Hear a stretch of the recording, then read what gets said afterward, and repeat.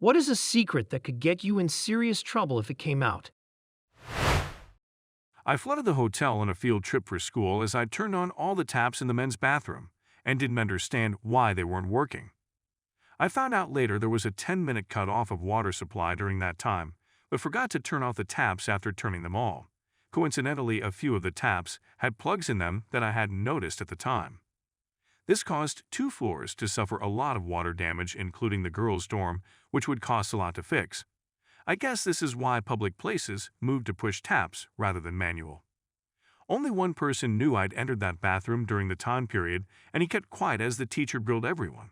I refused to say anything as I didn't want my family to get fined and also didn't want to be ridiculed, so to this day, 15 years later, I've not told a soul.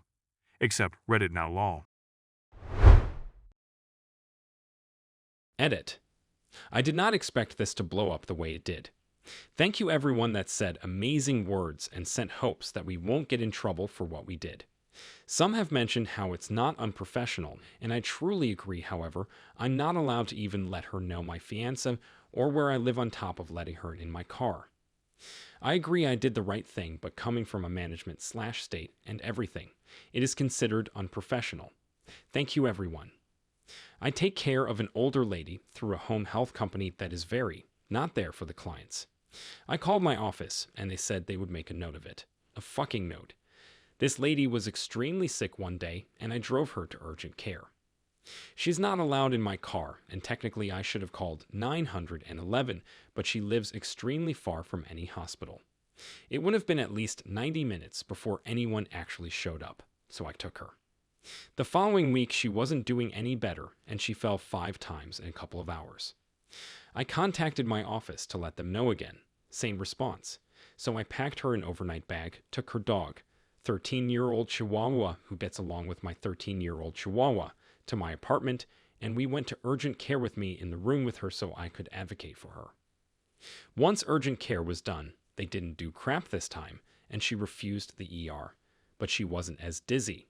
She stayed the night at my apartment for a couple of days so I could actually make sure she was okay. Her family is shit, the company is shit, and no one trusts the ER or hospital here. The nurse and me couldn't just let her go home when she was falling so much. I broke a lot of rules, and I'm aware it was extremely unprofessional of me. However, I am happy she is better and that she was 5 minutes away from the hospital if she needed to go versus the 90-minute minimum wait at her home. I feel shitty for reacting the way I did, but I don't feel shitty. In 1933, there was a drive-by shooting carried out by a local Italian mafia at Union Station in Kansas City, MO. The intention of the shooters was to free their buddy who was being transported to prison by train. Not only did they kill 4 cops, they also accidentally killed their buddy.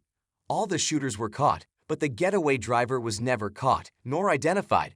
I'm no mafia, but I know who it was, and I don't think they want me to know. I work with a lot of dementia patients, and I wish to dear God you could just euthanize them. There is nothing more heartbreaking than watching their families desperately hold on to a person that is no longer there. They are just empty shells. They don't recognize anyone or anything. They don't remember getting hurt when they get hurt, so they become distressed very easily. I hate it. I hate it so freaking much and wish that we could just put them out to pasture. Nice try, FBI. You'll never know how many napkins I stole from the Wendy's.